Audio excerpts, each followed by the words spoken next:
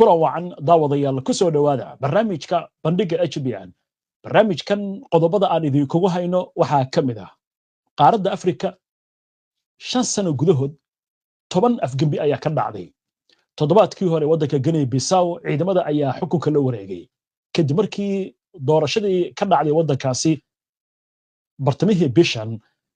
midba uu sheegtay natiijada guusha doorashada hogaamiyaha mucaaradka iyo madaxweynihii waddankaasi ee la afgambiyey oo hadda waddanka Congo Brazzaville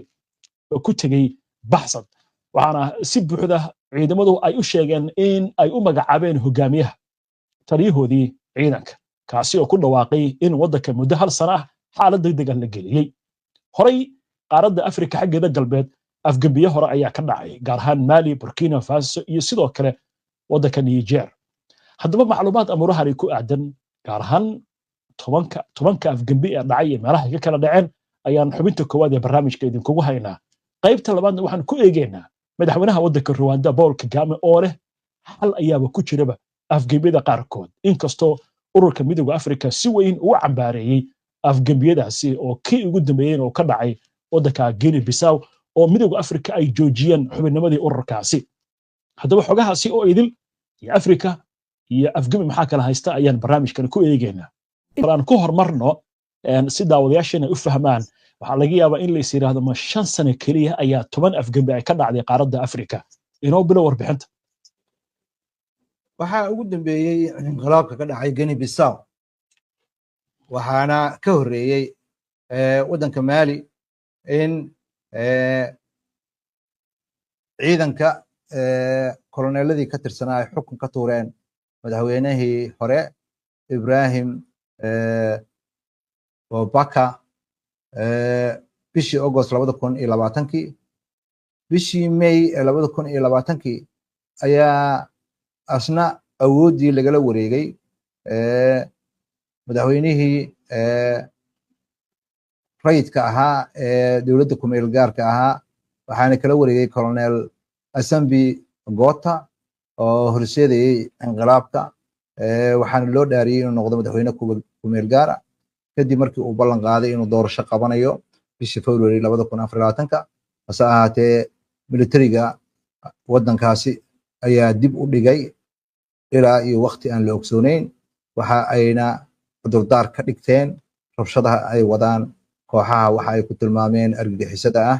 ee waddanka qoorta ugu jira. July 2025 Gota ayaa waxa uu soo saaray qaanuun u ogolaanaya 5 sano inuu xukunka haysto oo la cusboonaysiin karo iyadoo aan doorasho la qaban.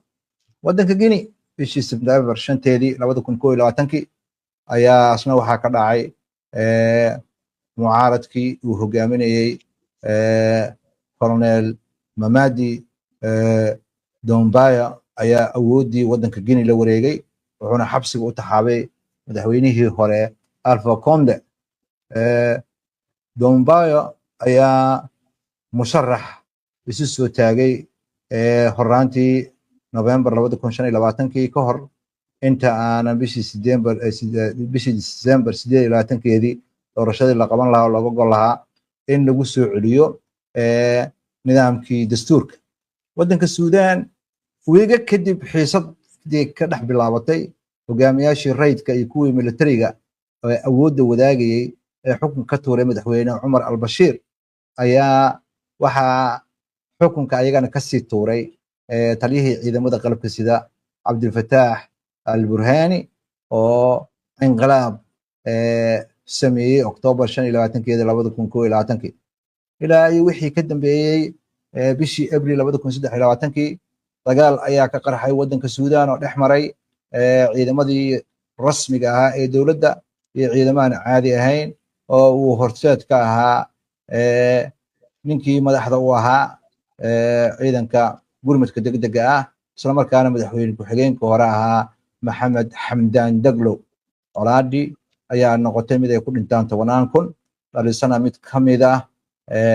qalalaasaha bini'aadanimo ee adduunka ugu xun. waa gartay waaya maxamed marka haddaynu intaa kaga gudubno wadamadaas kale bal xaggan galbeedka Afrika haddaynu ku laabanno Burkina Faso waxay ka mid ahayd meelaha afgambiyadu ay ka dhaceen arrintaasi bal inoo faahfaahay. burkina faso ayaa iyadana waxaa iska daba dhacay laba inqilaab oo military sanadkii 2022 January isla sanadkaasi 2022 ayaa xubno mucaarada uu horseed ka yahay nin colonel la yiraahdo Paul Henri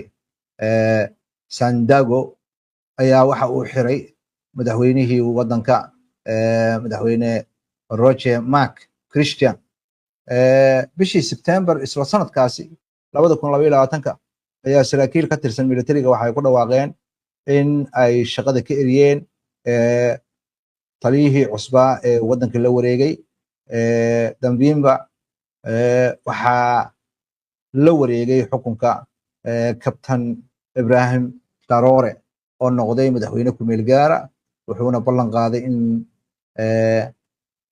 doorashooyinka aynan dhici kareynin bishii May 2024 ayaa militarigii afgambiyey xukuumadda waxay ogolaadeen in Traoré uu 5 sano xukunka sii joogo ilaa iyo wadanka uu ka soo kabanayo dagaalka sokeeye waa gartay wadankaasi wadanka kale ee dariska la ah oo hadda isku xulafada yihiin afgambigii ka dhacay Niger inoo faahfaahay Maxamed Niger July 2023 xubno ka tirsan ilaalada madaxtooyada ayaa xukun ka tuuray madaxweyne Maxamed Bazoum oo la doortay 2021 General Abdurrahman Tiani oo ahaa taliyihii ciidamada ilaalada madaxtooyada ayaa xukunka la wareegay bishii Maajo 2025 golaha militariga ayaa kordhiyey awoodda xukuumadda ku meel gaarka ah oo ay sheegeen inay dhibaato xoog leh kala kulmayso waxay ku sheegeen argagixisada 5 sano la soo dhaafay waxaana muuqata in ay noqotay argagixisada ka dagaalamaysa goobahaasi mid lagu marmarsiyoodo waa gartay isla galbeedka Afrikateena ka bixin wadanka Gabon qudhiisana afgambi baa ka dhacay maxaa laga ogyahay afgambigaasi laftigiisa sidii u guuleystay wadanka Gabon muddo 55 sano waxaa u talinayay qoyska la yiraahdo Bongo bishii August 2023 ayaa saraakiisha militariga xukun ka tuureen madaxweyne Ali Bongo oo in hal sac ka yar markii lagu sheegay inuu ku guuleystay doorashadii wadanka laga qabtay oo mucaaradku ay ku sheegeen in wax la isdaba mariyay General Price ayaa waxa uu magacaabay Olinga Nyong'ma inuu madaxweyne ku meel gaar noqdo bishii April 2025 Nyong'ma ayaa loo doortay madaxweynaha aqlabiyad wuxuu helay 94.85 codadkii la bixiyay waxaana loo dhaariyay dastuur cusub ayaa lagu dhaariyay oo si aftiya loo ansixiyay xilliga ku meel gaarka intii lagu jiray waa gartay isla sanadkan gudihiisa meelaha afgambiyada ka dhaceen waxa kamid ah wadanka Madagascar asagana maxaynu ku ognahay afgambigii ka dhacay Maxamed bishii October 2025 militariga wadanka Madagascar ayaa xukun ka tuuray madaxweyne Andre Rajoelina oo toddobaadyo kadib markii ay mudaaharaadyo socdeen jiilka cusub oo Gen Z la yiraahdo ay ku mudaaharaadayeen Colonel Michael Randrianrina ayaa loo dhaariyay inuu noqdo madaxweynaha cusub ee wadanka Madagascar wuxuuna ballan qaaday in doorasho la qaban doono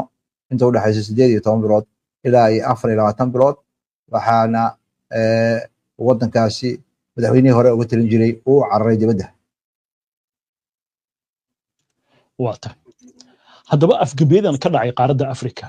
maxal baa mise waa mushkilad iyo dhibaato waxa ka jawaabi doona madaxweynaha wadanka Rwanda